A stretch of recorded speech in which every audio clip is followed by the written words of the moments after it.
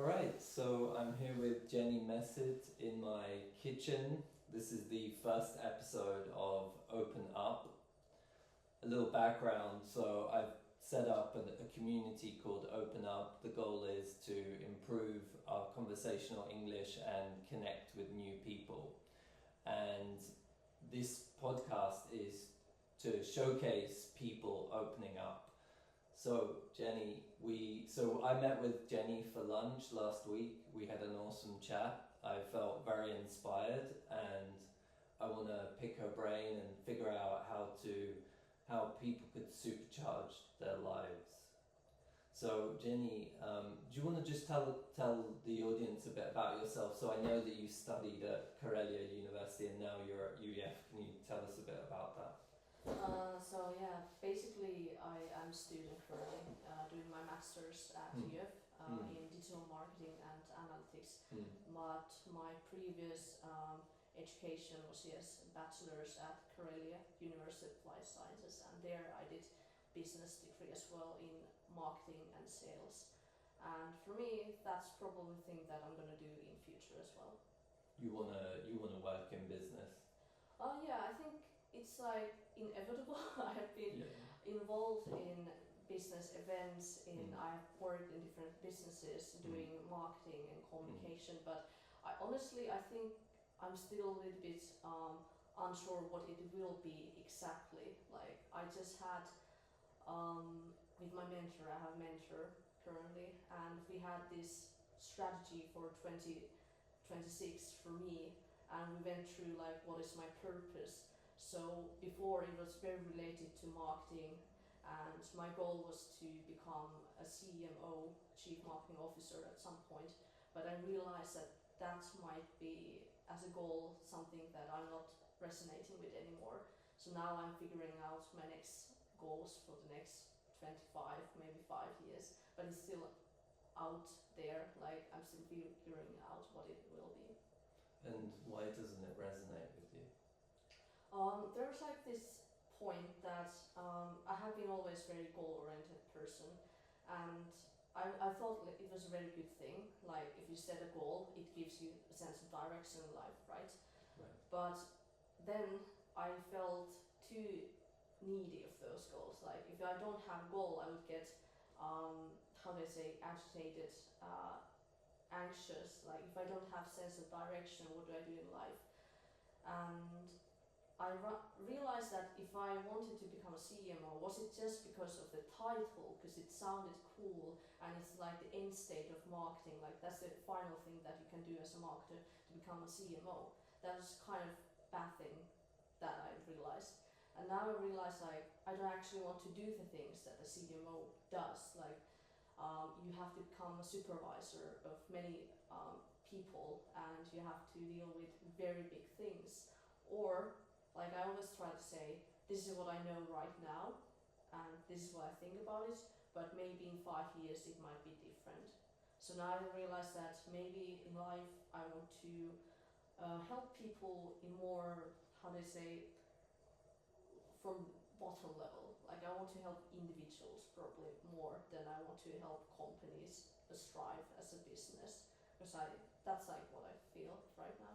Oh, right. So more B2C than B2B. Yeah. But you want to work more with individuals and companies.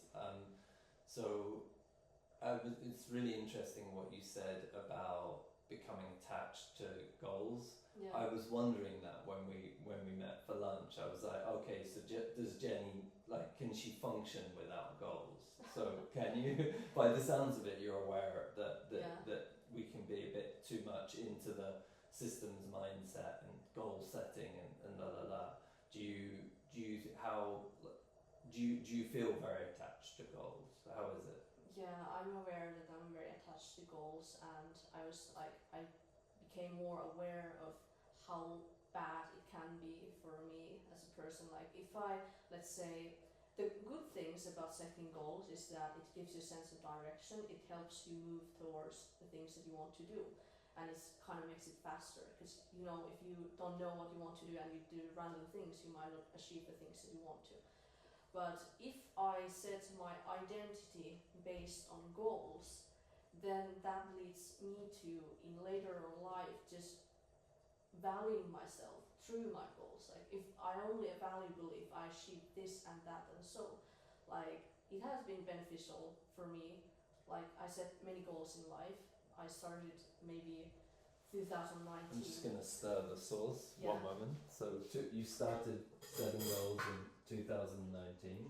Yeah, I had this thing that I was very upset at one point of my life. Mm-hmm. I just finished my upper secondary school, Mm-hmm. and now I was like, what do I want to do? Mm-hmm. And what, like, I was unhappy the way I was as a person. So I was Mm-hmm. like, biggest question there was that why can't I enjoy things and be present? That was like my major issue at that point. Like I did cool things, but I didn't feel anything. I did my upper secondary school. I completed. It was supposed to be the best years of my life, but I didn't. I didn't just Didn't feel have fun. like that. So I wrote in my notebook. Mm. It's like a small phone size black notebook, Mm. and I wrote to myself like, Mm. I want to learn how to enjoy my life. Mm. And I think that was like my first goals that I started to work on consciously. Mm. And that led me to do more things that I'm more happy about later on that I've done. So I did military service. I went to the schools that I wanted to. I attended competitions. I worked on my personality, or maybe self-development is a better way to say it. And those things have made me feel a sense of purpose for some part. But when now I realize, like after I did have like 2 burnouts, like I probably mentioned, but I did have 2 burnouts due to many reasons, but one of them being that I how do I say this? I focused too much on my goals, and focusing too hard on your goals and neglecting your well-being, that kind of made things worse. So being too goal-oriented has its downsides, such as this. Like pros and so since you left school at 19, you've been focused on maximizing happiness. At the same time, you've had goals and been too. So what went wrong then? Because if you were focused on happiness, how come you had the burnouts? Was it because why was that? Yeah, so it's like Yeah. this was like a very complex thing. Yeah. I happen to have bipolar disorder. Okay. Yeah. So those who don't know, it's like this medical situation where your hormones are like on steroids. Like if I get really happy, I just become super happy, Right. and if I get anxious, I mean depressed, then I could be very depressed. And it has few mood stages, like mania episode where things are like you don't sleep but you're fully energetic, and then you have the depressive episodes, and there you are like very sad and at the bottom of your life, and then you have the middle ground where you're more steady. And currently during that time when I got the burnouts, the bipolar was one of the causes. So I was enjoying my life to the fullest too much, and I projected all of that energy into working and studying. And I also happened to be athlete, so I did taekwondo. I competed in taekwondo. I also did strength training. I did my deadlift was PR record. So PR. Your personal record. Yeah, your personal best. Personal best during my mania episode. And all of those, so basically I overperformed in so many areas of life that I didn't have, and also I didn't have enough rest, and I didn't take care of myself because I didn't know that I had bipolar during that time. So all of that, that led me to a burnout because I was just doing working. It was very fun, but then the wall hits me, and then like, oh shit, I cannot function anymore. And there I dropped into not to be too dramatic, but I had like the worst depression of my life. Do I need to worry about that if it dims? No. It's fine. Okay. Yeah. So you had the worst depression of your life. Yeah. It was like between 23 and 24, maybe. Yeah. I had the major depression with myself, and I started to build my life from the bottom up to back to track. Like nowadays, people seem to think that I'm very energetic. I seem happy again, which is very nice. But back in 2023, I was very in bad shape and bad way. Yeah. In bad shape. I'm sorry to hear that. Yeah. So now that makes sense now. And so what do you, let me see what I want to ask. So what helped you get out of that difficult time then? Yeah, good question. So I think the most important thing was focusing on the basics. That was the most important. I started to, let's say, I have run a half marathon, so I was in good shape. I could run and stuff. But when the burnout hit me, I could barely like walk 5 minutes, like the circle around my house. That was like enough sports for me during that time. But I started from the bottom again, so I started just walking 5 minutes a day. Then I ate food that I didn't, I didn't have the mental energy to do healthy food, and the only food that was easy to do was probably pre-made food and stuff. So I started eating those, and I tried to avoid too much sweets and so on. But I started eating something. Eating just regularly was hard during that time. Then friends, I tried to meet friends when I could, because they gave me the support and belief that I'm gonna get better from the in my recovery. First, I couldn't speak for my friends for more than 5 minutes, and then I would have to sleep for 5 hours to kind of recover from that. So I was socially very trained, but I started with small. Drained. Yeah. You were drained, yeah, and you started small. So Jordan Peterson talks about. Do you know Jordan Peterson? He's a psychiatrist, and he's very popular on YouTube. And he talks about aiming small, so just saying, doing something easy, achievable. So for you, that was eating regularly, walking around the block, hanging out with friends. Yeah. Yeah. And one thing that I also had to learn was patience. I didn't have any. I have always, when I wanted to do something, I just put so much effort to do it, and I don't hesitate too much. And waiting for results or anything, that has been very hard for me previously.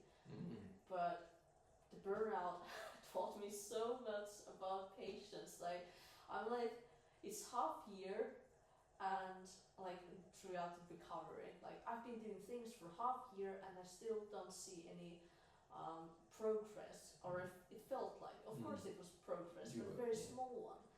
And I think the recovery phase gladly has been kind of like exponential now. Like at the very beginning, it was deadly slow. Like I just feel like I'm never gonna get anything done. I'm never gonna get healthy again, and it felt like I'm just gonna be stuck at this state where I cannot just do anything. But patience, I just did things regularly for so many days, so many weeks, so many months. I just did the same thing, and I had to keep up the hope with myself that things are gonna get better. And the other people that I had around me, the most important people, friends, mentors, they would say like, Jenni, you're gonna see light in the future. Like you will get better. So 2.5 years later, here I am. Now 2.5 years later. This is where I'm at, and I think now I have seen the progress. I mean, and I'm quite happy about it, because now I feel so much better compared to what I did like 2.5 years ago. So just to comment on so I think people, if people eat well and sleep well, that's like that could literally change their lives. Do you think that's right? It's something again Jordan Peterson says. Do you think, like, I think what I want to say here is don't underestimate how bad sleep and bad food can impact your life negatively. What do you think about that? I agree with that, because basically they are the foundations of our health. Like if you sleep, like you're gonna sleep third of your life. Right. You're gonna spend third of your life in a bed Mm. and hopefully in sleep, where the restoration, the toxins out of your brain goes and the memory forms and such things. So there are very important processes going on when you sleep. So of course you're gonna need to sleep. Otherwise, if you actually don't sleep too much at all, you could die. You could die. So it's basically you go very crazy important. after a couple of days. Yeah, right? and with person like me, I have bipolar. One of the treatments for this is that you have to sleep. If you don't sleep, the bipolar episode goes on, and that's terrible. So especially I have to sleep nowadays. But now I try to sleep as much as possible, and I take so much better care of it. Like before, I neglected sleeping a lot of times, and that leads to poor memory. You're maybe grumpy, and you don't learn so well, and your immune system might be worse due to that as well. So sleeping has many benefits. And the eating, well, basically, like, let's imagine, like, eating and drinking is very important because it's like the fuel of your body. If your fuel of your body is crap, you're gonna feel crap. And if it's good, clean food, it's gonna make you feel good. Like, I honestly feel that if I eat tons of candy, I'm gonna feel very bad afterwards, even though it's like very nice for the first 5 minutes. But I always imagine myself, and when I eat things or I make decisions what I eat, sometimes I do this. I imagine that if I would put this thing, let's say I have the option to drink milk or juice at school cafeteria. If I would, for the next year, if I would drink milk every day for the next year compared to drinking a juice, which one would be more healthy for my body? Like if I imagine going through my body, like all the calcium and D vitamin and protein, a little bit of that goes there, or the sugary drink there. It also has some benefits. I don't always do things like this. This hard, like I try to do things like 80% of the time I try to do good decisions, and then 20% of the time I try to do more fun or decisions. Oh, even more fun. I thought you were going to say bad decisions. Okay, so 80% good, 20% amazing. Yeah. Almost, yeah. But it's like you don't have to be too strict about it, but as long as it's most of the time, that matters. Like when I was healing from my burnout, I was most of the time taking care of my well-being as much as I could. But sometimes I would do that, drink juice, eat candy. Eat the wrong stuff. And it's fine, Yeah. I think, because life is also about enjoying small things from time to time. Yeah, exactly. I think we can be too strict, right, with ourselves. So so how about emotions then? Let's imagine that you like eat, because some people eat really shit food and sleep. And let's just imagine they just eat really bad food, but they are still super productive. Like, what's the deal there? Like, there must be like, there are for sure, I think about this often, like, how is it possible that people that are overweight are able to do what they do, right? Like, because in terms of, if we think, I mean, like, logically we'd say, well, eating bad food it's bad for your body, but there are some very capable people that eat shit food, and they might be, and typically they're overweight, right? So, so what's that about? Are they just in a better place emotionally than the rest of us, or like what's the deal?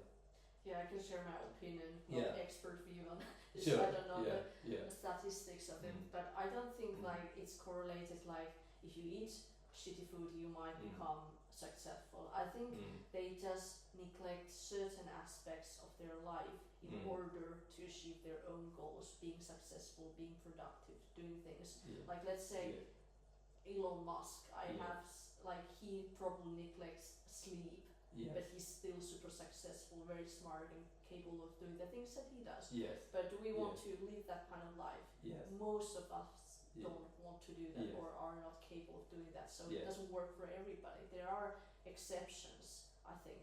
And one idea that I got from my mentor was that he said that sometimes you cannot have the balance in all areas of your life.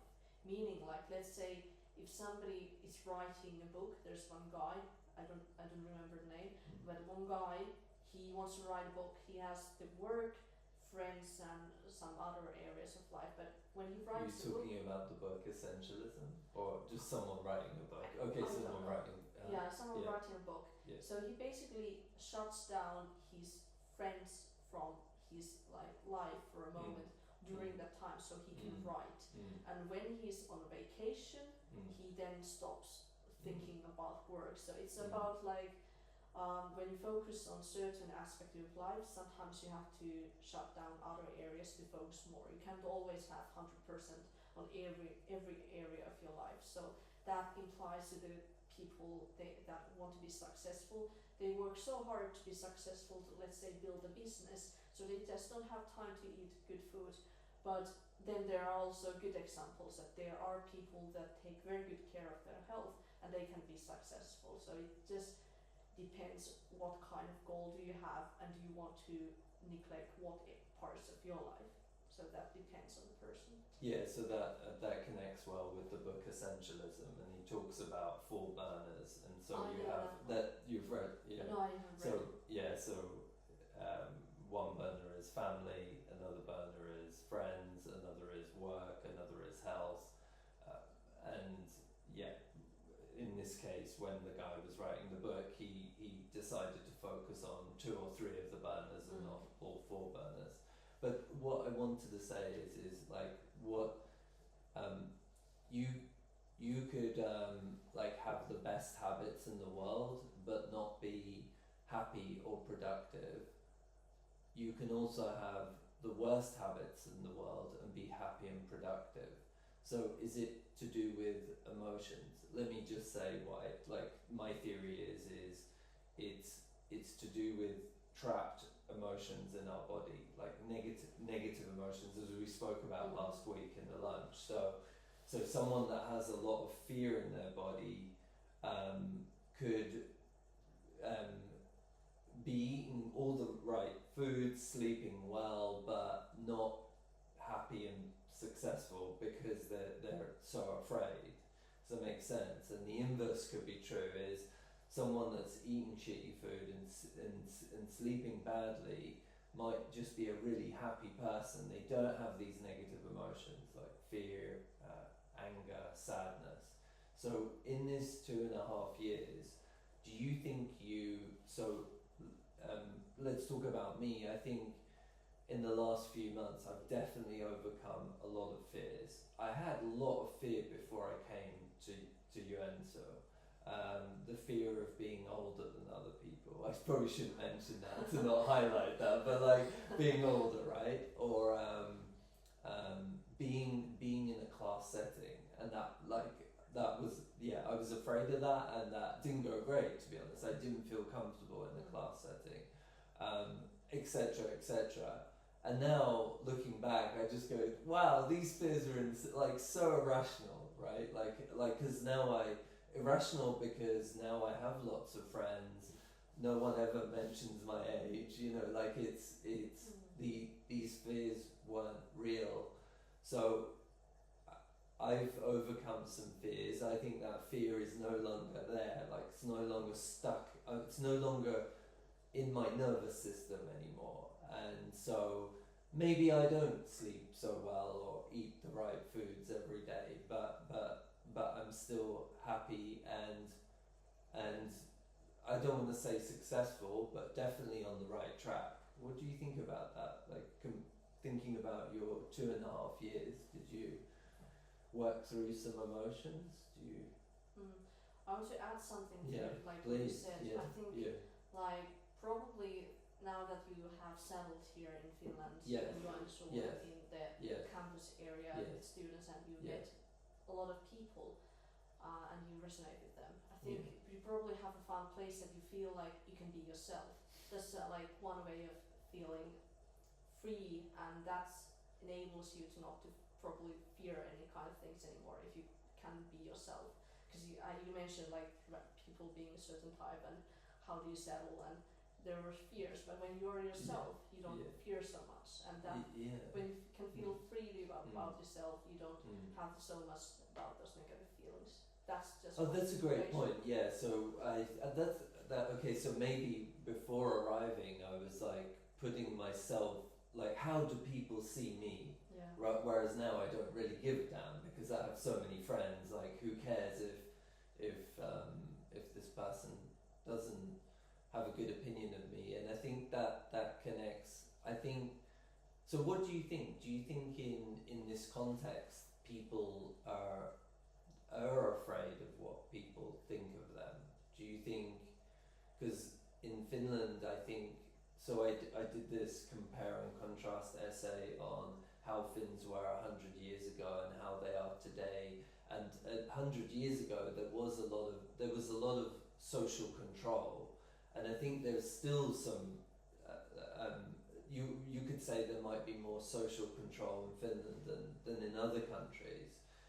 And if there is, that would suggest that people would be afraid of people's judgment of them, so afraid of being themselves. Do you think that's like? Do you think it's possible that that's more possible in this context, that people are trying so hard to fit in and not receive any criticism from judgment from people, that they're actually not themselves? Like, what do you think about that?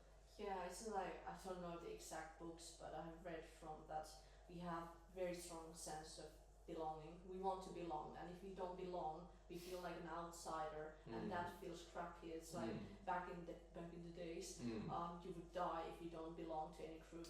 Like you stay outside, the group leaves you for the other animals to get you out alive in the jungles and stuff, or something like that. Yeah, right. It just So basically, nowadays we try to probably want to belong to different kind of groups. It can be the workplace group, it can be at campuses, friend groups, hobby groups. But if you're outside, it kind of makes you feel lonely, and loneliness is something that is very terrifying for many. But if you can get over the fear of not belonging, and you sometimes can be outsider with good, without, what's the word?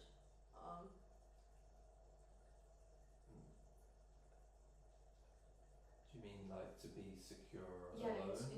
you're secure in your own self-esteem. Yeah, if you have good self-esteem, and you can be fine with not belonging always all the time. That gives you advantage. Like basically, you can be alone and still feel like you're okay, and you don't feel anxiety of as being outsider. But sometimes I heard that some people are in those groups, but they don't feel like themselves, so they try to fit in those groups. So that is also kind of maybe a bad-ish thing. So it depends, like what's like. I strive to. I've noticed that I feel like I'm very weird as a person. Like in some way, like I have characteristics. My attitude is certain. In certain ways, it differs from a lot of groups, and I don't know where I truly belong. But still, I have felt that I have managed, like you. I haven't had a lot of friends back in the days because I felt like an outsider. When you were younger? Yeah, when I was younger, like 5 years ago. Okay. And now something changed. Like when I set the goal, I want to live my life more. Like I want to enjoy my life more. Yeah. So I did that, and then later on, I want to become more friendlier person. Like I want to. Yeah. Because I didn't like people. You didn't before. like people. I didn't like Okay. people before. Yeah. I was like, I can go on my own, and I'm fine with me, myself, and I. I was always like this, and I have very unhealthy views of other people. Like I didn't like other people for real. But nowadays people don't believe that I have that kind of past because I've changed so much. I think I developed more healthier sense of identity of myself, and that's like if I like myself more nowadays, which I do, I tend to like other people way more than I did back then. So it's like very important, like the view you have yourself about yourself, it impacts how you see other people. That's a great point. Yeah. So if you're someone that criticizes yourself a lot, you probably criticize others a lot, right? Yeah, or vice versa. Yeah. So it's like a good. You're like, oh, this person's criticizing people a lot. They're probably criticizing themselves as well. So, yeah. I think the book you were thinking of, is it called Social? Do you remember the name? You mentioned a book earlier about belonging and da da da.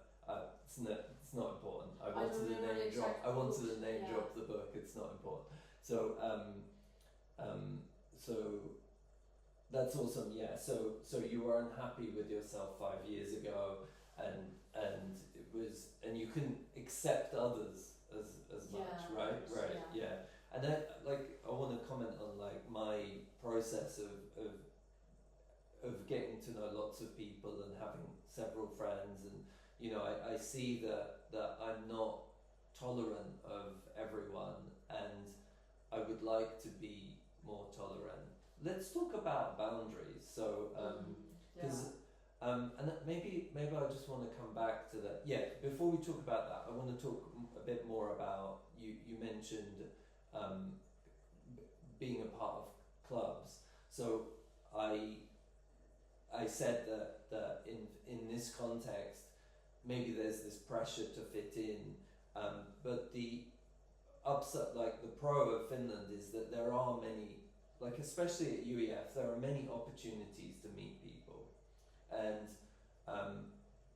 I sometimes wonder whether it's a bit too organized, like it's too structured, and could be, it's like top down. Like I think a lot about bottoms up initiatives versus top down, and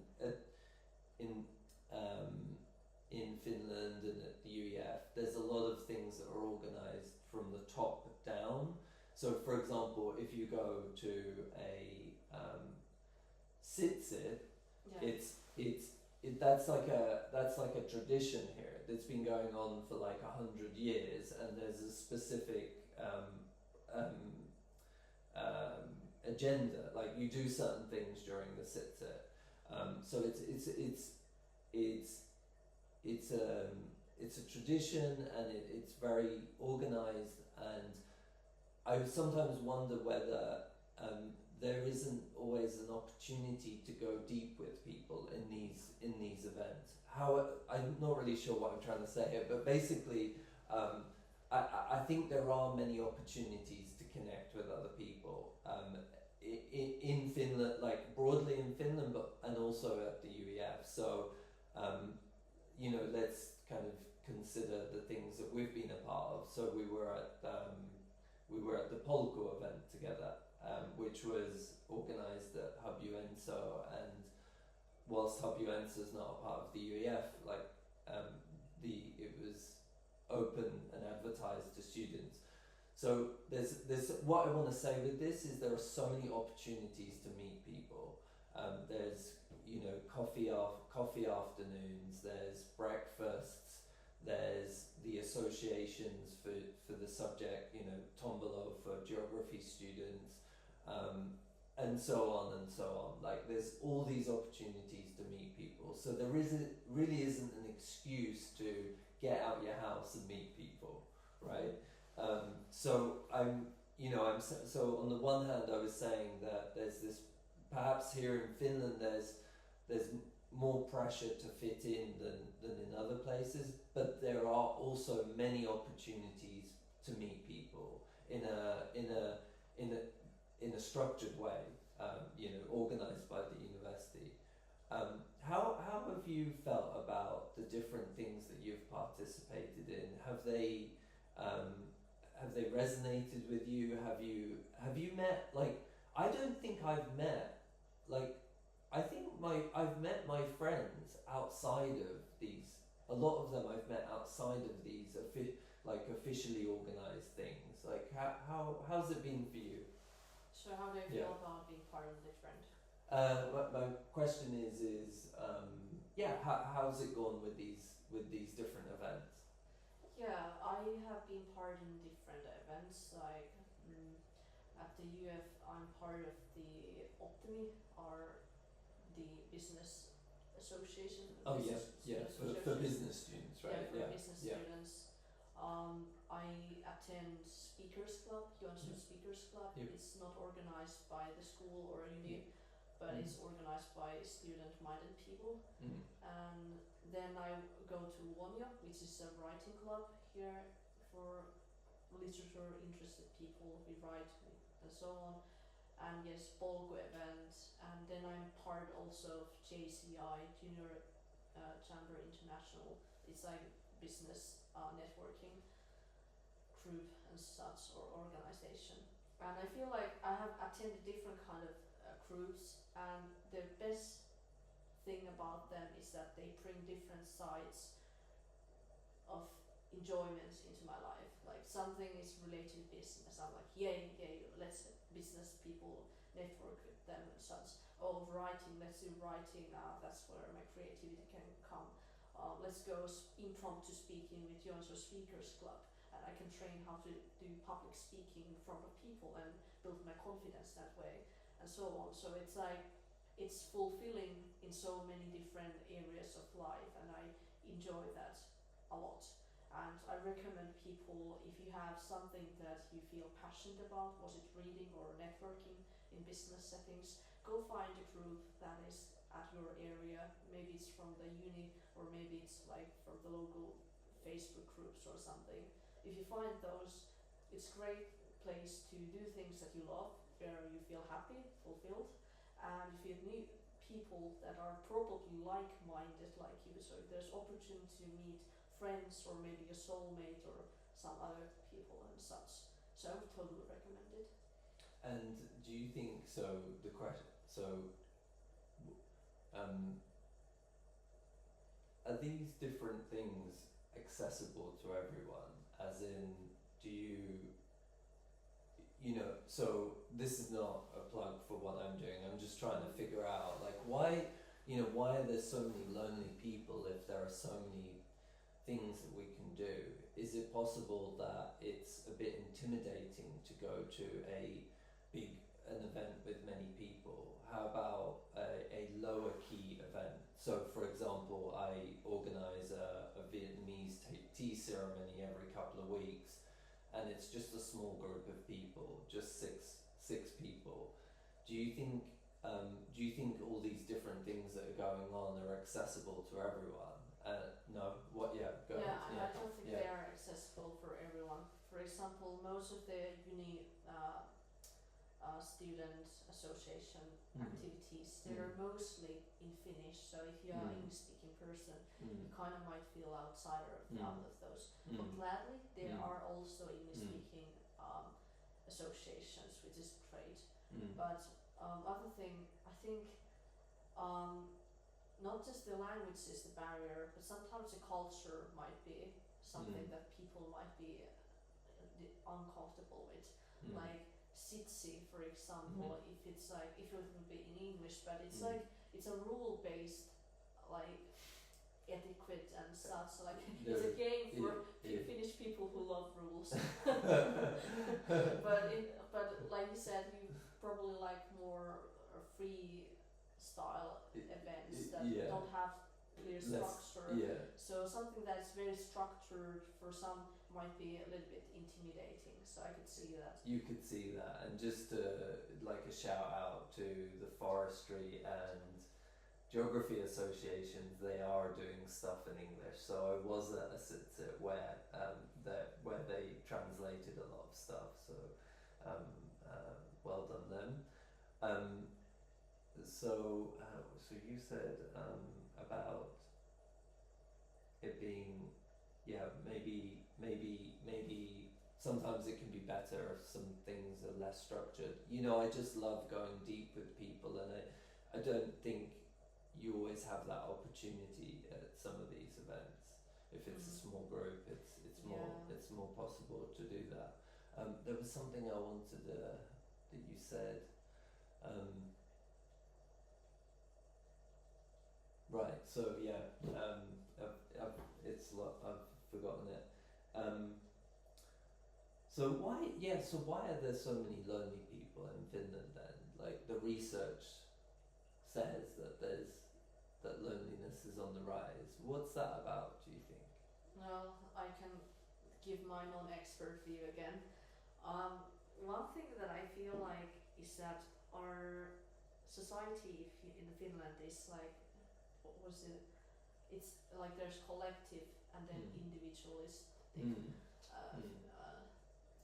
society, and ours is like when we are like young and when we turn 18, that's like most of the time when we actually have to move out from the house, from our families and start living life on ourselves. So that's like one way of being outside of some group, our friend group, I don't know, a family group, I mean.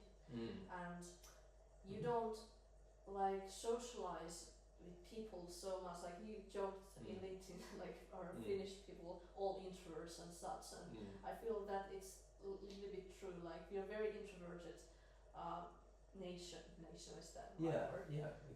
Yeah. And we have to learn to do things on our own most of the time. We don't need so much help from others, so when we don't cultivate that thing that we get help from others, we go to places and so on. And plus, imagine in winter times it's so cold, you cannot go outside during maybe only summertime. You don't go outside just to hang around with people at Tori or marketplace.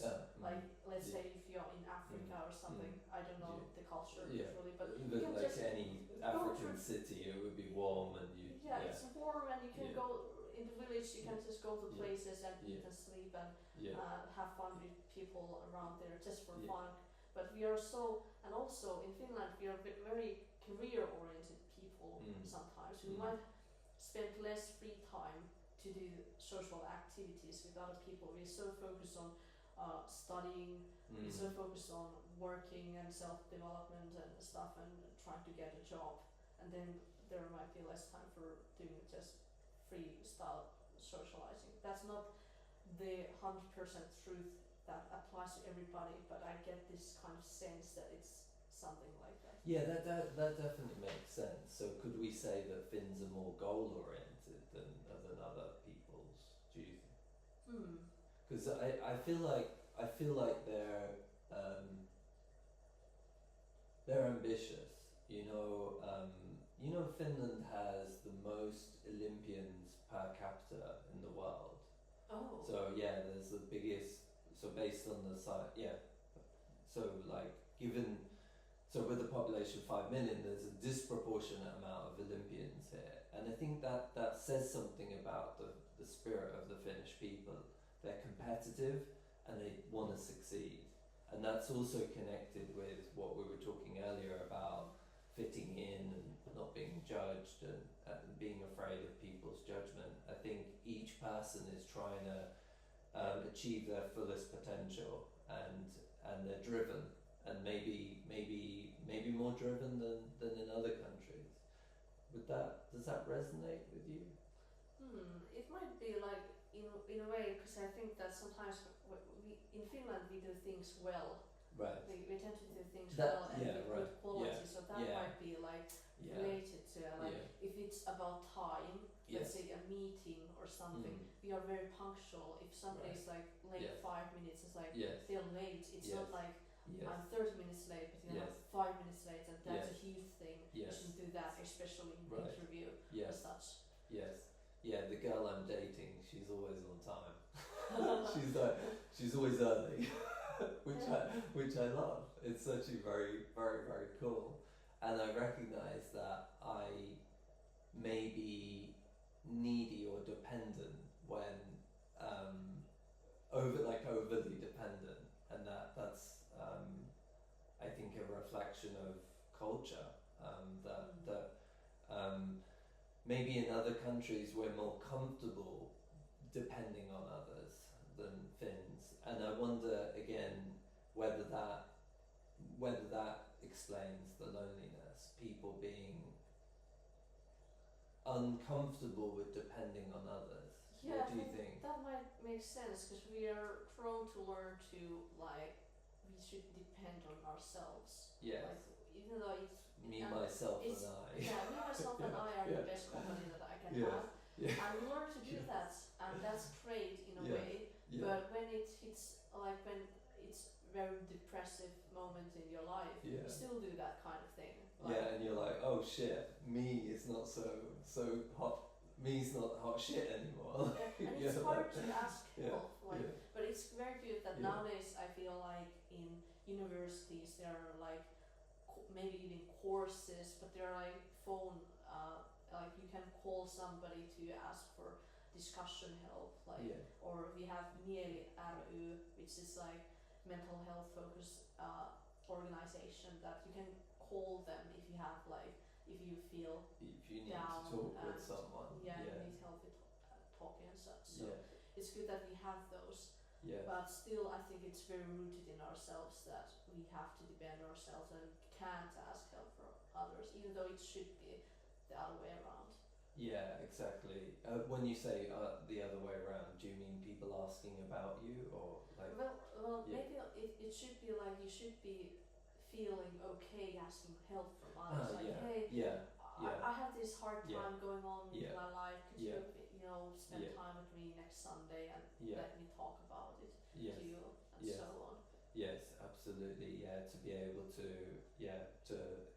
so I've made these sweeping generalizations, and I think loneliness is an issue. It's a growing issue everywhere. It's not. This isn't specific to Finland, but I think in every context there will be some factors that will contribute more to the loneliness than in other places, and I think the need to be self-reliant might be one contributing factor. Does that sound right? Yeah, it can be. The need to rely on yourself and not ask others for help.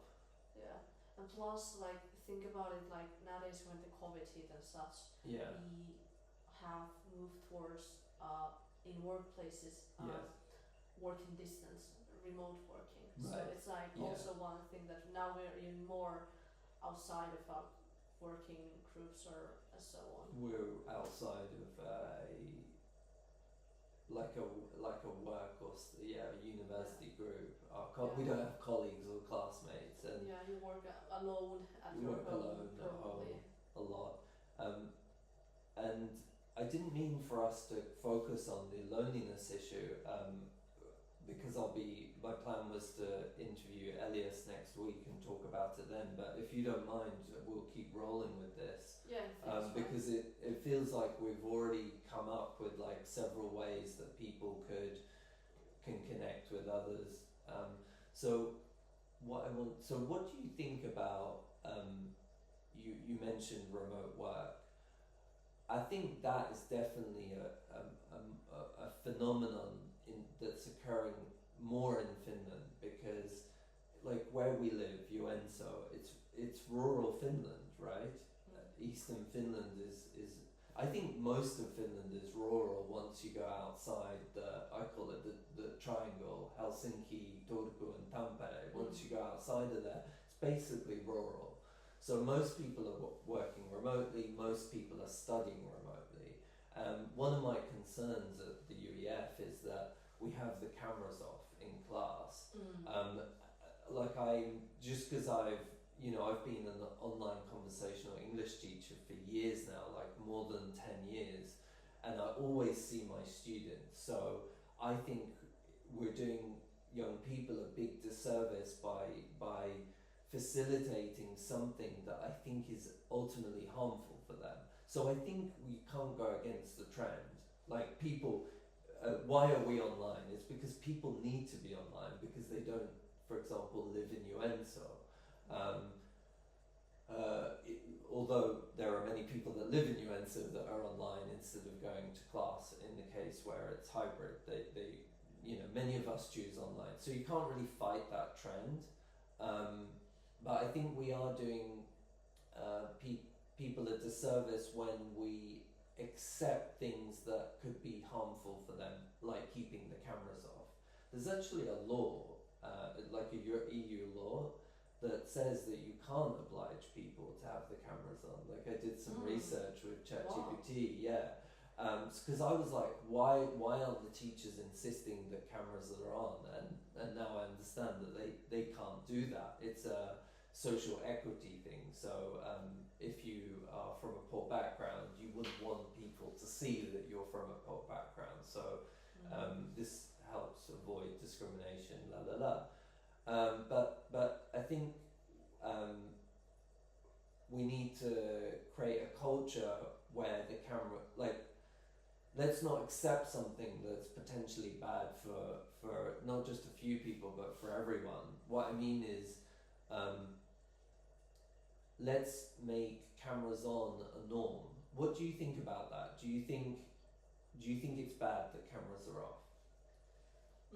I see both sides. Like, if you're a teacher, it's like much more comfortable and rewarding to teach somebody when you can see them and see the reaction. Right. But but if it's like a completely, let's say, empty room, it looks like an empty room, you're talking to walls. Yes. It's kind of dissatisfying, and I can see that. I think I've done it sometimes too. Yes. But there's like this thing, like we might have scenarios at our house, like we just woke up and we look shit, literally, and it's, you don't want to show your face. And maybe for me, for example, I had hard time to look at the lecture even when I was on the call. When I had burnout, I was literally like in coma or something, like, because I had hard time focusing because of my mental health and well-being being so poor. So I didn't want people see that there's like a dead body like there on the other side. So like there's like scenarios that kind of makes it difficult to show your face, or maybe unpleasant to do so, but you still want to attend the lecture. So I see the benefits. So what I would do is that if you can, and if the lecturer or this person talking and providing the call, they just encourage people to turn on the cameras, but doesn't force them, so everybody would have the opportunity to do if they want to. So I would go with I wouldn't put it as a mandatory, but like a strong recommendation to put a camera if you can. Yeah, exactly, because you can't make it mandatory. So it's about changing it.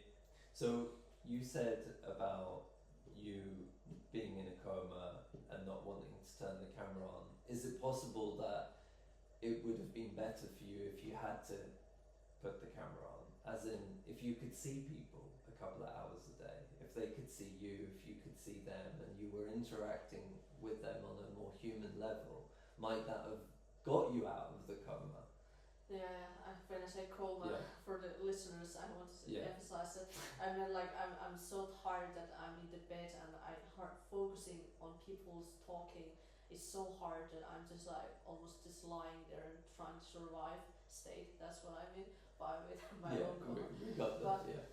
But I think for me during that time it was kind of impossible to focus on too many things, or it was hard focusing on people. Like I said, I could talk for somebody for 5 minutes and then I would have to sleep for 5 hours to recover from that, and that had been happening during that time as well. So even though I have had the opportunity to talk with others, I think it might have been too overwhelming during that time for me.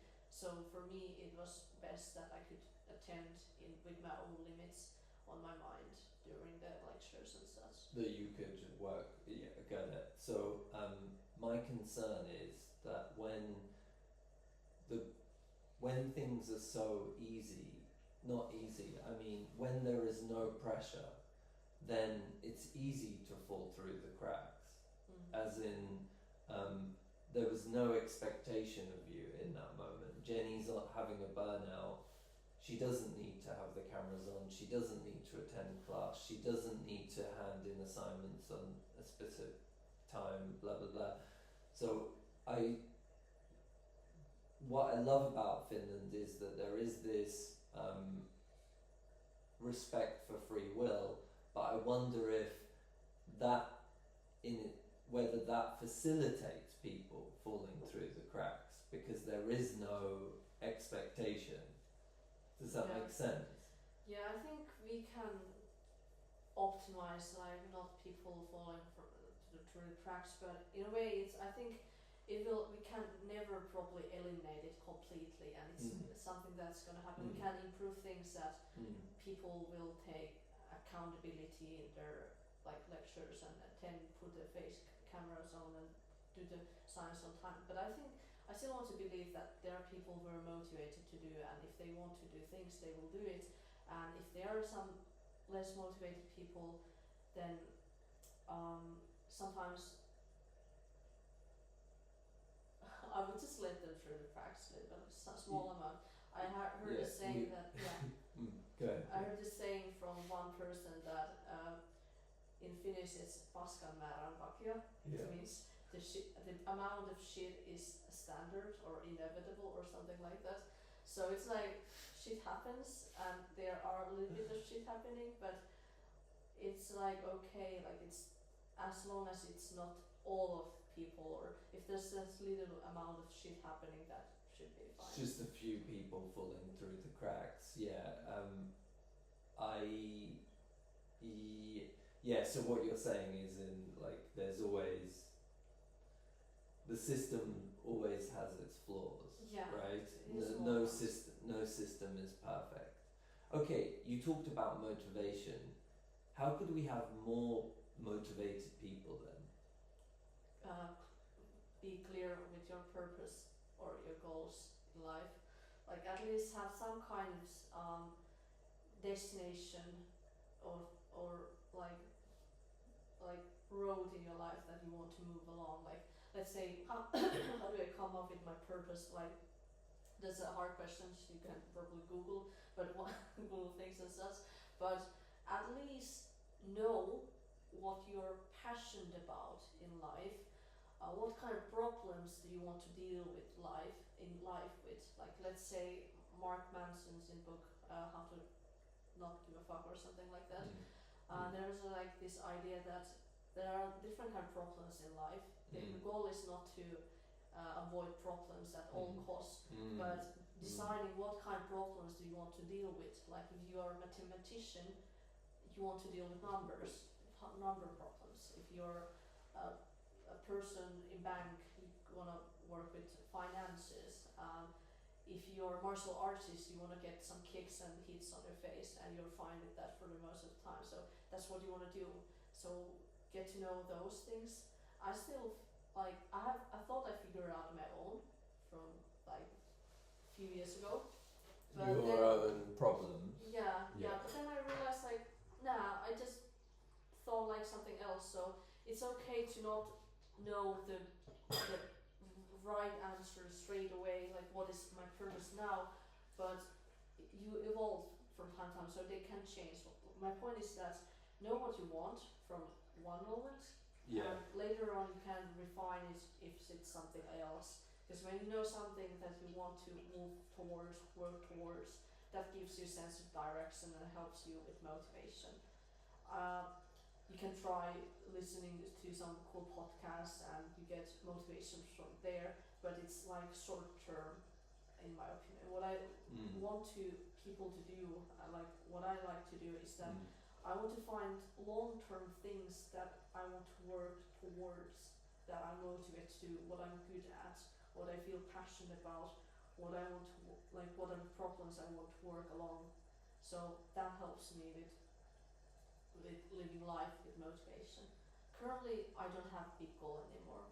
Currently, my biggest goal right now is to get healthy again. So back to where I was before my burnout. Not the same like as during, because I had the bipolar. Not the same like I would work hard all the time and such. But I want to have balanced life in terms of health, well-being, social connections, fitness, and so on. So that's my most important. So therefore, when I reach that, I can then later on decide what else I want in my life. What's my more clear purpose in life? Once you've achieved those things. So Yeah. you talked about long-term goal. So just putting myself in the shoes of someone that's just started university. If I recall a couple of stories, so one friend of mine is studying law. She's in her 40s, so she's studying. It's her second time studying. She told me that some crazy stat like 1 in 100 people who graduate with law get a job in Joensuu. 1 in 100. 1 in 100. Wow. And that's not the first time I've heard that. So imagine you're a first year student who knows that the job prospects aren't great and who is one of like hundreds of people.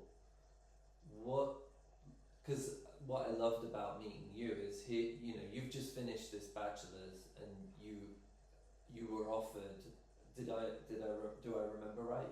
Once you finished your bachelor's, you were offered a couple of jobs. Yes. Is that right? Yes. So that kind of changed my point. I was like, oh wow, like here I was thinking that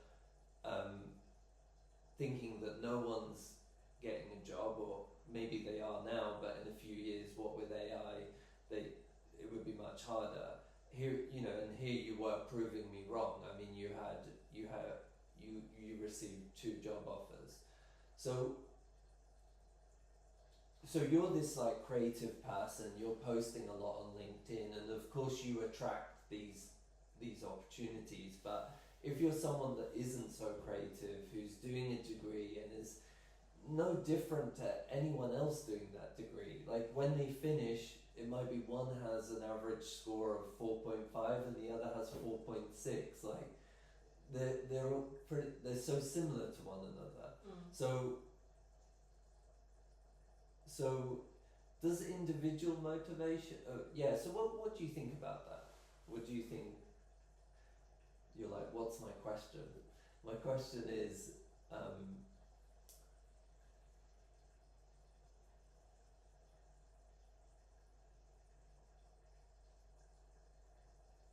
how could these people be successful in the future when they know the job prospects are low?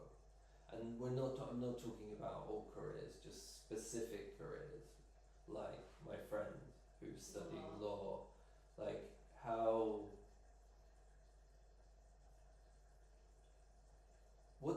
okay, this is my question, like what do they need to do to ensure they're successful in the long run?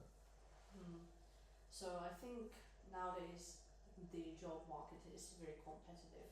Yeah. And we talked previously, like you kind of, if your goal is to get employed, it's very hard to stand out. So you have to actually work like an athlete on it.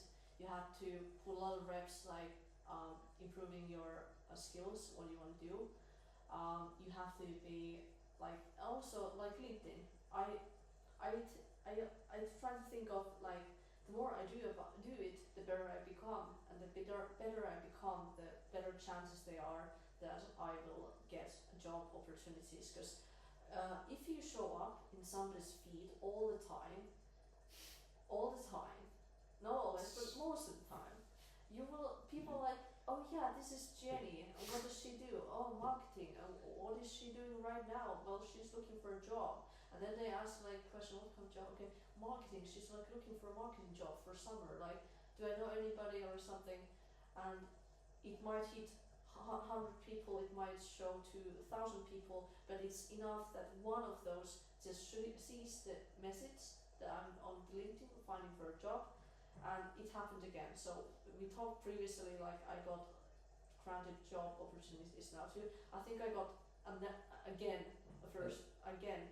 I posted 2 posts on LinkedIn saying I'm looking for summer job. These are my specs about my background, and somebody came to my personal message with a personal message and said like, and sent me like, hey Jenny, I saw that you were looking for summer job for marketing now. I might have something to offer. And basically, I'm meeting the person now in this week's Thursday because I did that. So that's like the thing. Show up in LinkedIn, and if you're skilled and what you do, you're just gonna probably get. Yes, you're gonna get the job, but you also might improve your career path, and you're gonna get better jobs and so on later on. But what else I interviewed somebody, Walter Taube. He graduated from Aalto University and is in this AI focused marketing agency. You interviewed him or he interviewed you? I interviewed him, and kind of I asked questions based like related to marketing tips, like how to advance my own study life so I can get opportunities.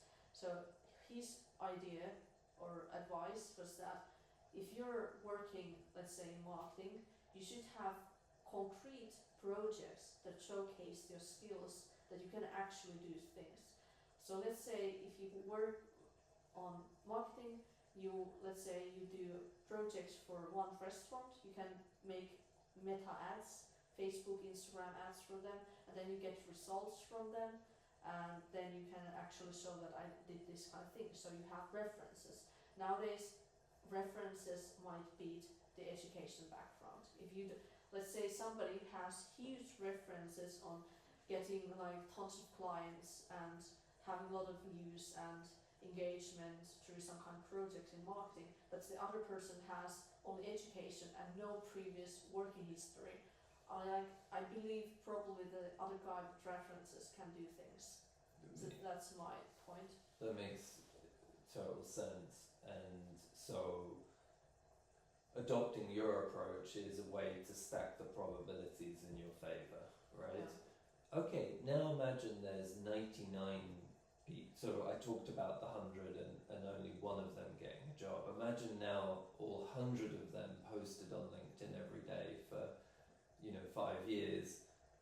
How is one going to stand out more than the other? The reason I'm asking this is you talked about personal motivation, and I'm wondering whether we need to be motivated as a community, whether we need to work towards something together. This is why I've started Openup. The goal with Openup is to connect people, but in conversation with some friends, we've said, well, what's Joensuu's vision? So I'm wondering whether, I'm not aware of a vision.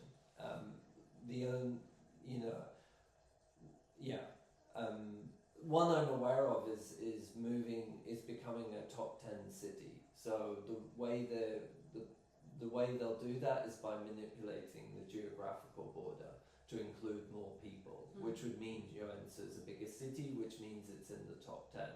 That's not an empowering vision for me. I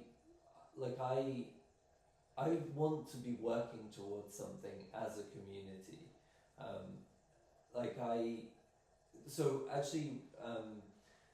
On my LinkedIn, I say that I have worked with individuals for X amount of years. I'm now ready to contribute to my community, and I can do that with the Openup community. But the question is what's it all for? What are we working towards? So if we had a shared vision, would that create more possibilities for people? The first question is, do you think Joensuu has a compelling vision, and if it doesn't, do we need one? Well, hard for me to answer those. I'm sort of like Putting you on the honestly, spot very here. big questions. Yeah. Very big questions. Yeah. So the vision of Joensuu, did you just say? Can I ask another Yeah. question, like related to you? Do Yeah. you see yourself staying in Joensuu? Most likely yes, because this is the most important. Most likely yes, Yes. if I found a job, because that will sustain my living here in Joensuu. But if I found a job from others outside of Joensuu, I'm probably gonna leave because of the job. Because the job just offers me way of living, finance. I can do the thing that probably I love, enjoy doing in my work, and it's like aligning with my purpose and such. So yeah, but then if I think about it, somebody said to me like sometimes like, Jenny, you need to think outside of Joensuu. Like you will find job opportunities. And literally my mentor was saying like, job opportunities when you graduate, Jenny, they will just drop to you or something. I don't know if that's gonna be true, but she said something like this. She said that you'll find. In other words, she was saying that you'll find a job easily. Yeah, Is that yeah. okay? Yeah. Yeah, You won't have any problem finding one. Yeah, I don't have to worry about it too much. Yeah. Because I think it's due to because I've been building my LinkedIn presence for the past 5 years. Yes. I don't have that many connections, Yes. over 3,000, but there are some important people that know me there. Yes. And might gotten my trust. Like I literally got one guy saying that he has been following me for 2 years and thinks that I'm a great person. They don't even know me. They've never met you. They never met me. But they approached me, sent me a message like, hey, I just got a job opportunity for you. Yeah. But fast forward, I went to the company, I saw things, and then I realized I don't want to take the job, so I didn't take it wasn't the right fit. But I would have gotten the job if I wanted to accept it. So back to it, I might be interested doing things that Joensuu might be small for, but that's like something, in 10 years or something. But for the next 5 years, I'm probably gonna stay in Joensuu and do things. But if there's like a huge job opportunity in Helsinki, I'm probably gonna go in Helsinki if the job opportunity is like huge for me. So that's like, so many people leave Joensuu, right? That's the reality. Like most people come here for a few years and then leave. And that's a big shame, like it's going to be a shame to lose you, right? Because you're doing good work for Joensuu. Every post is a promotion of Joensuu, right? So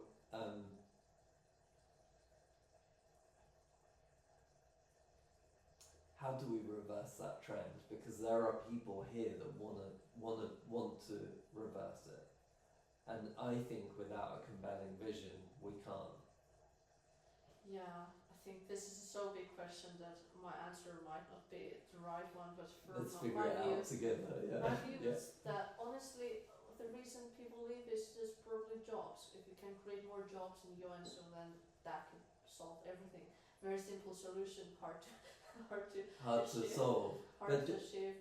But just thinking on the spot is, you just need, like if they had remote jobs, then they could stay. So if Joensuu is doing something really badass, then does that mean we would attract tons of online jobs? I don't know how, but what I want to say is you don't have to you don't need to physically leave Joensuu. Yeah. You could be living here and working for a company in Helsinki, and maybe if the city or maybe if the city's doing something really cool, that would just attract tons of opportunities. Does that make sense?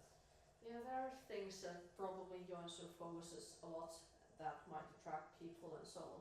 For example, if I'm not wrong, isn't Joensuu considered the most easiest place to set up a business? You said that to me the other day. For example, that's how it's sometimes marketed, because we have basically Karelia University of Applied Sciences. They have business, degree, but they also have this Academia, which is an entrepreneurial path for studying there. Yeah. Then we have business Joensuu. We have Start Me Up, but nowadays it seems to be probably with the name Susicorn Startup Competition. We have University of Eastern Finland. They have Joensuu Entrepreneurship Society. They did have the event called Polku Entrepreneurship or Startup event. We had hackathon. We won the hackathon with my team. You beat us. Yeah. So anyway, but there's all these opportunities to start a business, right? Yeah. So that's like something that they try to do and attract with, but that's how I perceive it. Yeah. So that's one thing that Joensuu's got going for it. How about friendliness? Like I just feel I noticed very quickly a big difference between Joensuu and Helsinki. Do you think that's another attractive point for Joensuu is the people? Yeah, I think like many people have said to me, and I also agree with that North Korean people, especially here in Joensuu as well, they're very approachable, very kind, very talkative. So we are the most extroverted region of Finland. Region of Finland. But everyone still says they're introverts. Yeah, but you're so extroverted introverts. Yes, you're extrovert. You're the most extrovert introvert. Because if you go to Helsinki, it's very hard to talk to people. But here, people just very kindly want to talk and share and help, and so. There are more smiles. There are more hellos. It's definitely. I really enjoy living here. Okay, I want to sort of tie everything together a bit.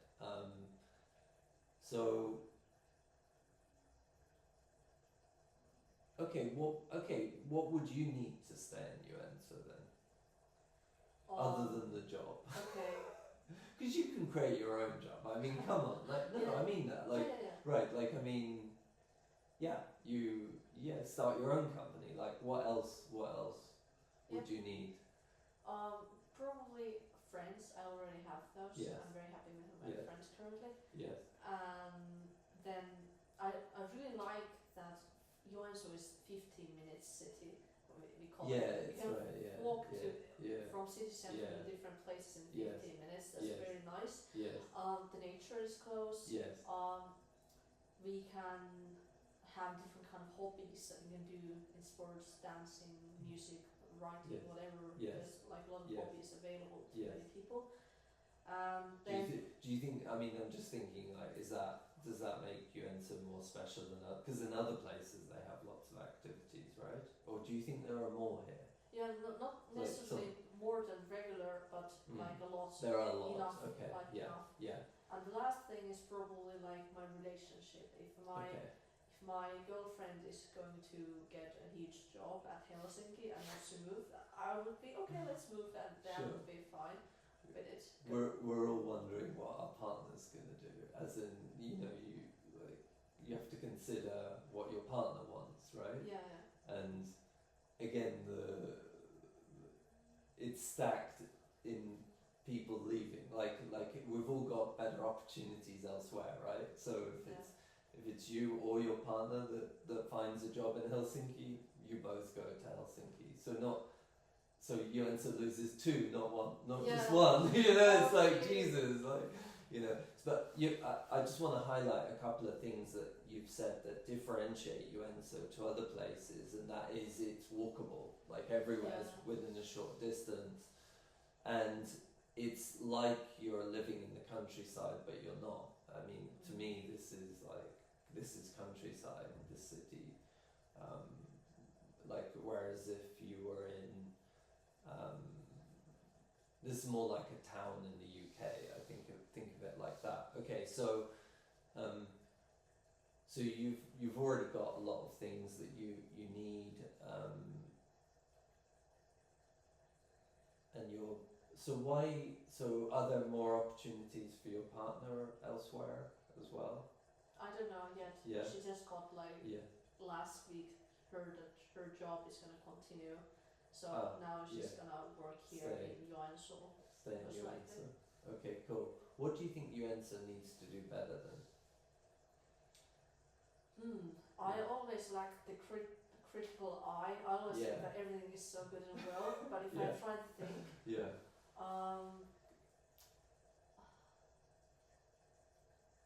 I think this is so great. You think it's so great? I love the honesty, honestly, but I have to think. Yeah, so I'm definitely. I feel like I'm quite good at being critical in a healthy way. So I definitely have a few things, but you go ahead. You can't think of anything. Where else have you lived? I have lived in Imatra, Okay. Vantaa, Yes. Lappeenranta, and then I was doing in Kouvola my service, and now I live here in Joensuu. Is it your favorite place? Yeah, Joensuu is my favorite. Really? Okay. Yeah. And you said Vantaa. You lived in Vantaa. Yeah. It's better than Vantaa. A lot better. Or Well, it's hard to compare because I lived when I was like kid.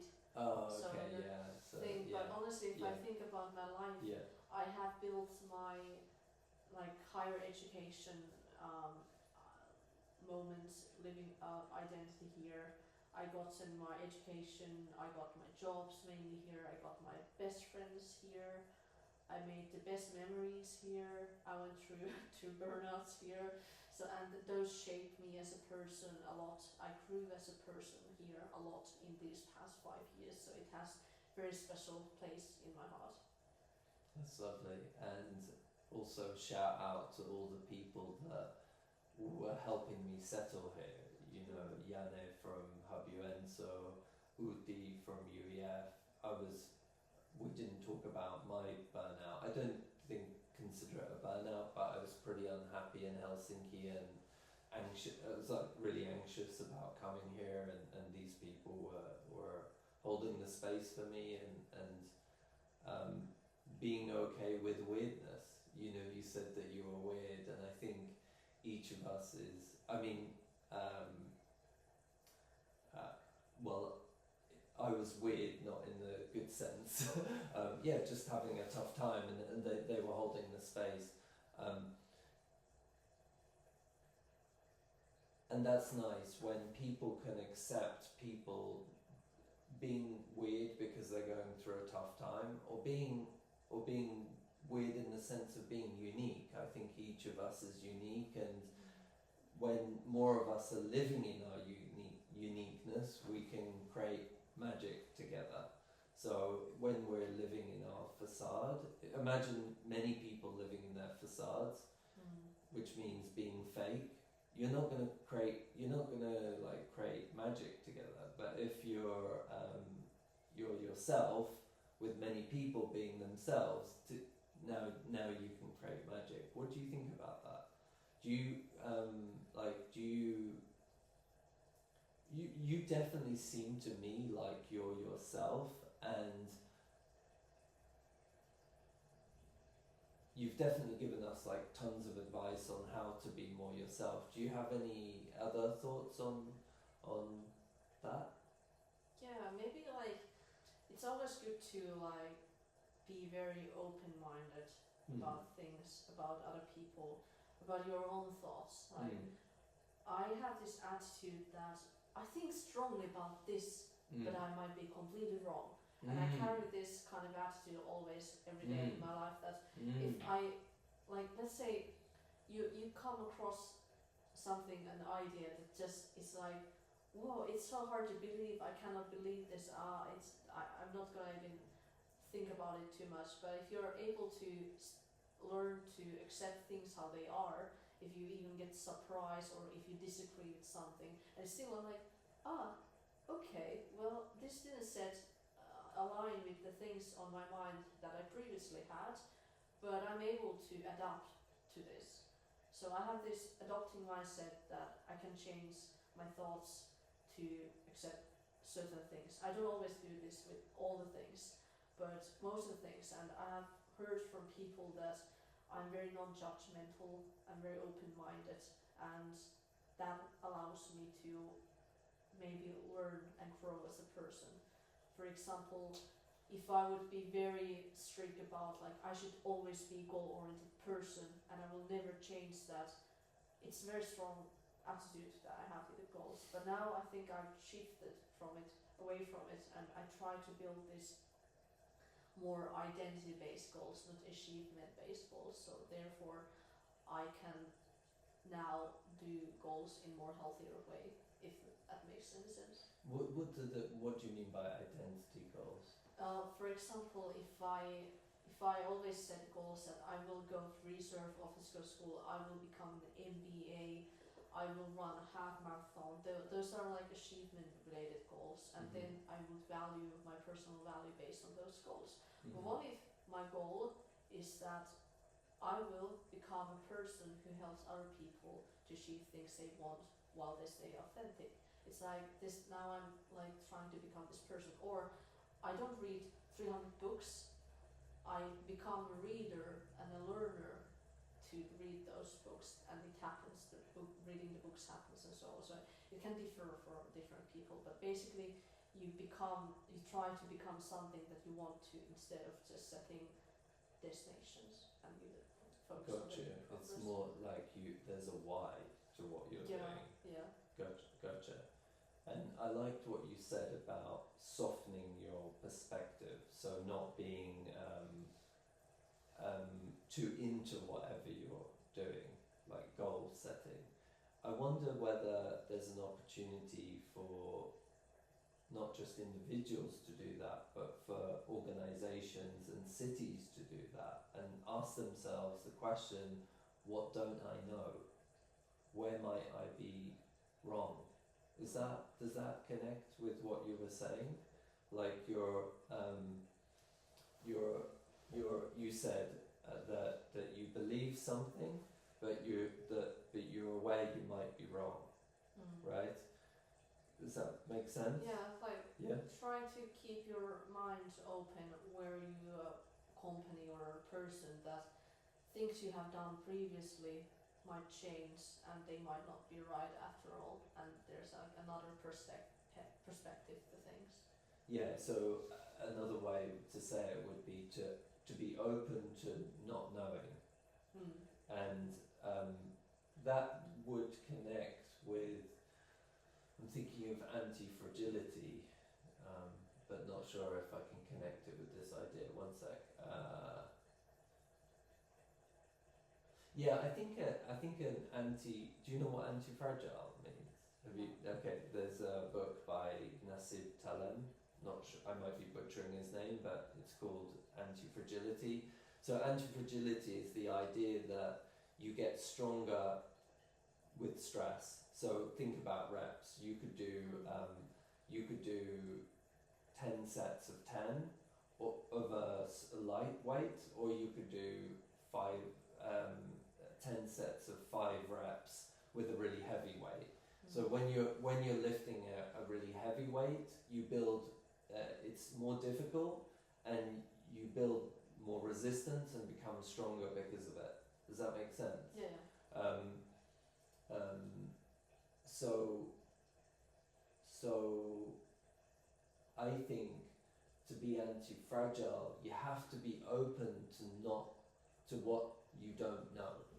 Does that make sense? So for the UEF or Joensuu to be anti-fragile, they need to consider what they don't know. And if they did, that means that they would become stronger in difficult time, under stress, in difficult times. So both of us presented our idea at the hackathon with the view to helping the city be resilient.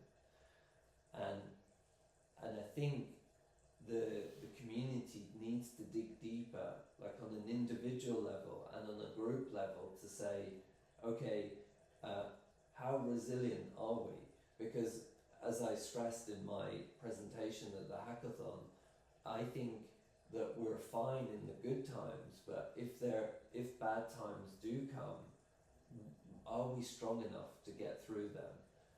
And I think to be strong enough, we need to be anti-fragile. And to be anti-fragile, we need to say, what don't I know? And better said, like, be open to not knowing. So question for you then. So like what are you? Do you embrace that philosophy of being open to new opportunities, to surprises? Like I honestly couldn't have imagined my life being as it is today 3 months ago. What I want to say is like my life's so good, like it's improved so much in 3 months. If you said to me I have to leave the UEF or leave Joensuu, that would be like I'd be distraught, you know. So kind of interesting. I think I said this to you last time. Is you know I wish to have some friends, and then I made some friends. I wish to have some Finnish friends, then I made some Finnish friends, and most of my Finnish friends were guys. So then I was like, I'd love to make some female Finnish friends, and here you are, you know. So, and then I wished for a girlfriend, and that it seems like we've been dating, and I will be in a relationship with this girl. So like everything that I've wished for is happening, and I think we can live a controlled life, which means, let me see,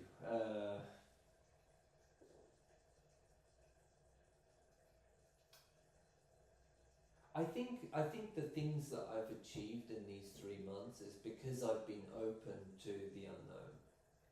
I haven't been controlling stuff. I haven't, like, don't get me wrong, I have been controlling in some ways, but I think I've been less controlling than in the past, and that has opened many doors for me. So do you embrace that philosophy of being open to the unknown? I think yes, because if I would always have this attitude of I will just do things my way 100%, not 80 and 20% of the time, I will only have certain type of friends. I will never open up my mind to get new types of friends or new types of opportunities or new kind of events. Like I would never I had this thing that I didn't drink for one moment. Like even when I was 18, I was like absolutist for Absolutist? yeah. Which means, what does that mean? Absolutist. It's Finnish word, I guess. It's basically a person who doesn't consume alcohol. Okay, which is yeah. And I didn't consume alcohol, and I was like, I will never go to bars because I'm like this kind of person. And nowadays I don't. It depends. Okay, nowadays I do drink alcohol sometimes, but I would never consider myself as a bar going person. But then I realized they have karaoke set up in bars and pubs, and I was like, I gotta go. And now I've been going so many times to bars. Yes. Just to sing karaoke. Just to sing, yeah. And it's like, I don't know if it's a good or bad thing, but it's a fun thing. Now I've opened up myself to the life of going to bars as well, even though I was before not going to go there. Yes. Or if I would have been very strict about what I think about goals, I have never changed my mind of shifting from destination-oriented goals to maybe more identity-based goals. So that was like a huge development for me as a person, and this happened a few days ago on Sunday. So this is still quite new for me. So the identity goals. Yeah, it's very really? fresh. Oh, between our And one thing that helps is that if you have somebody to talk to, friend, girlfriend, boyfriend, or mentor, or somebody, and you just try to learn from them. What you can learn from them, it can sometimes shape the life yours own, and that happens to me most of the time. That if I listen to people with an open mind, I can always get something in my own life from them, learn from them, basically. That's a great approach, and again, that was something I learned from Jordan Peterson's book, 12 Rules for Life, is to see every conversation as an opportunity to learn. And I think there is so much to learn from people here in Joensuu, like a very diverse group of people. You know, I've been going to Deeper Life Church. It's called Deeper Life. I go most Sundays, and I've learned so much from the pastor. His name's Brian. He's from Ghana. He gives great sermons. I think he's a really good speaker, and what he says is inspiring. So that's one of the reasons I'm doing this podcast, is to bring out, is to introduce the community to all these different people. Like, you might, like, you probably don't want to go to Deeper Life Church because you're not religious, but here you can listen to this podcast. Maybe I'd have the opportunity to meet with the pastor and do an episode with him, and now the broader community can now understand Brian and his church. That doesn't mean you need to believe in Deeper Life. It just means that you need to. It's an opportunity to learn from him. I think so I think there's just so much for us to learn, and we probably don't know what each of us is doing, and I think you can't create. I think it's much harder to create something meaningful if we're all existing in our echo chambers. Do you get me? So I hope to like interview many people with the aim to learn from each other. Do you feel like we should stop here? Does it feel like, do you want to carry on? How do you feel? I think that's really good wrap up. A good place to stop, yeah. So thanks so much, Jenni. We're now, a couple of friends are coming around at 1:00. We'll be having lasagna, and that's actually what I would like to do moving forward, is to invite other people to chat with me and then have lunch. Thanks for listening, everyone. Thanks, Jenni. Thanks. Bye.